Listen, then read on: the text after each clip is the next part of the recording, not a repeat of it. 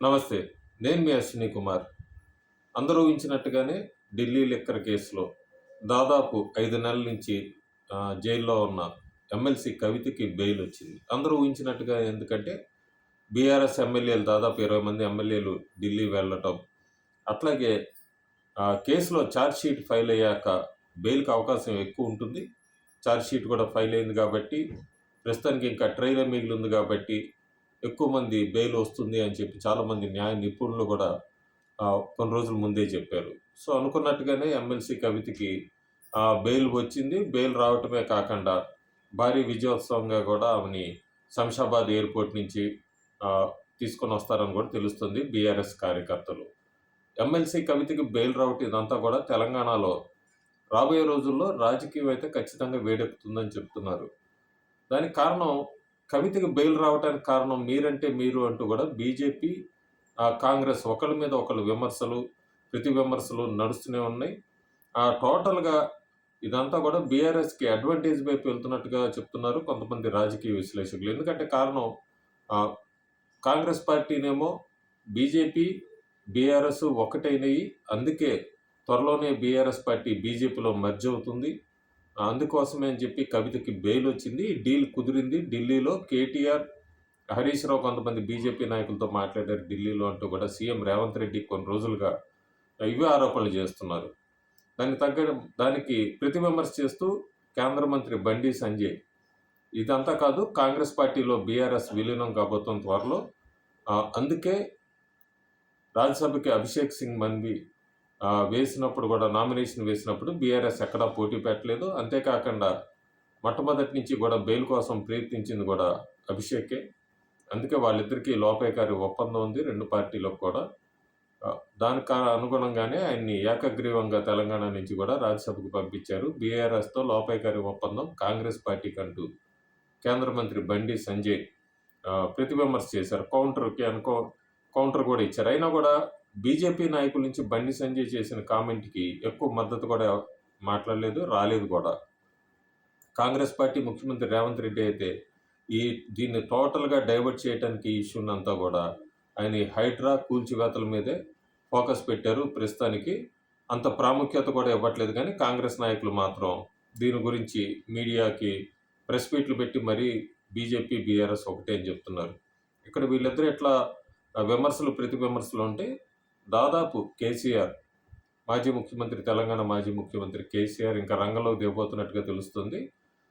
Almost ఒక route map, plan అంతా కూడా తెలంగాణ పర్యటన పెట్టుకున్నారని, కేటీఆర్ ప్రత్యక్షంగా పాల్గొంటారు. వెనక నుంచి కేసీఆర్ డైరెక్షన్ ఇస్తారని, కేసీఆర్ ఇంకా చురుగ్గా పాల్గొంటారన్నదైతే మాత్రం బాగా బగుల్ అవుతుంది. సౌండ్ బాగా వస్తుంది బీఆర్ఎస్ నాయకుల నుంచి కూడా. బీజేపీ ఇక్కడి నుంచి కూడా ప్రతి క్షణం జాగ్రత్త పడాల్సిన అవసరం అయితే ఉంది ఖచ్చితంగా తెలంగాణలో. ప్రస్తుతానికి మనకి ఎన్నికలయ్యాక అసెంబ్లీ ఎన్నికలై 8 నెలలైంది. అట్లాగే లోక్సభ ఎన్నికలై 2 నెలలు పూర్తిగా వచ్చింది.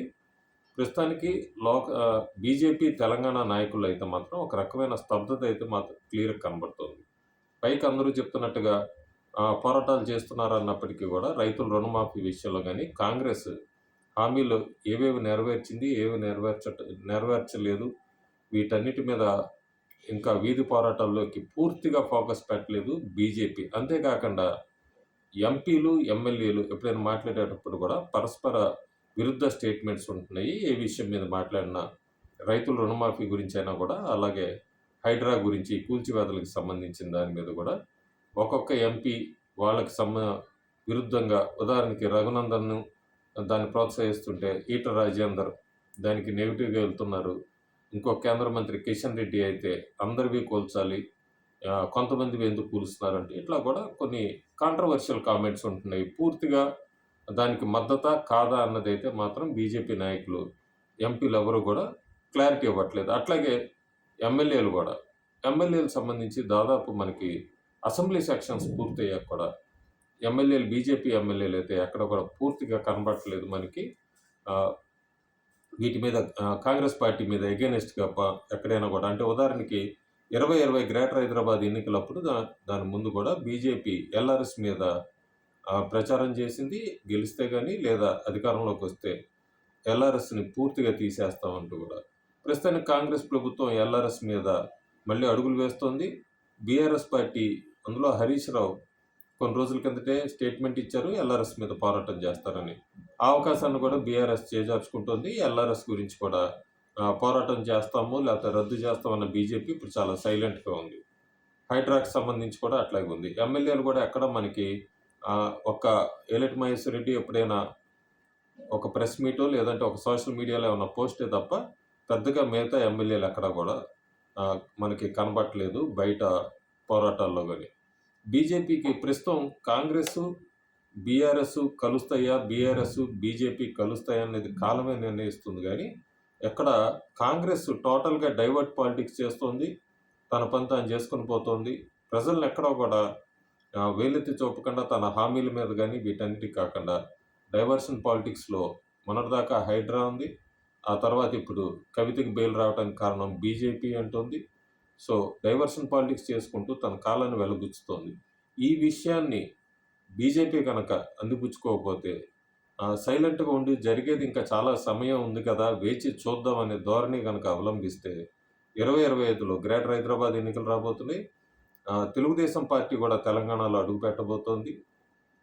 బీజేపీ కనుక ఇప్పుడు కరెక్ట్‌గా ప్రతిపక్ష పాత్ర కనుక పోషించకపోతే రాబోయే రోజుల్లో ఆ అవకాశాన్ని బీఆర్ఎస్ చేజిక్కించుకుంటుంది. అంతేకాకుండా కేసీఆర్‌ని మనం ఎప్పుడు కూడా తక్కువ అంచనా వేయలేం.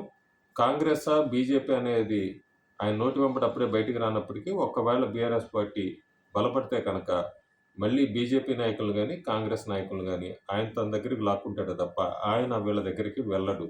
సో, ఇది గమనించాలి. బీజేపీ ఇప్పటి నుంచే మళ్ళీ గ్రామ స్థాయిలో, బూత్ స్థాయిలో కమిటీలంటూ వేసుకుంటూ రావాలి. సభ్యత్వ సమోదు స్పీడ్ పెంచుకోవాలి. ముందు ఐకమత్యం అయితే క్లియర్‌గా కొరవడిందని చెప్పొచ్చు తెలంగాణ నాయకుల్లో. ఎవరి దారి వాళ్ళదే అన్నట్టు ఉన్నారు. ఎవరికి వారు యమునా తీరే అన్నట్టు ప్రవర్తిస్తున్నారు తెలంగాణలో బీజేపీ నాయకులు. దీనికంతటికి కారణం కూడా తెలంగాణ బీజేపీ అధ్యక్షుడు ఎవరు అన్నది ఇంకా డిసైడ్ కాలేదు. దాని గురించి కూడా ఎవరికి వాళ్ళు ఢిల్లీ లెవెల్‌లో తీవ్ర ప్రయత్నాలు చేస్తున్నారు. ముగ్గురు, నలుగురు పోటీలో ఉన్నారు.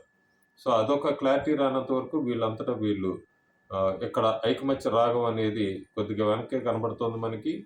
సో, బీజేపీ తెలంగాణ నాయకుడు ఎవరు అనేది తెలియాలి ఫస్ట్. సో, అంతవరకు కూడా వాళ్ళు ఈ గ్రూప్ రాజకీయాల్లో తలమునకలయ్యే ఉంటారు.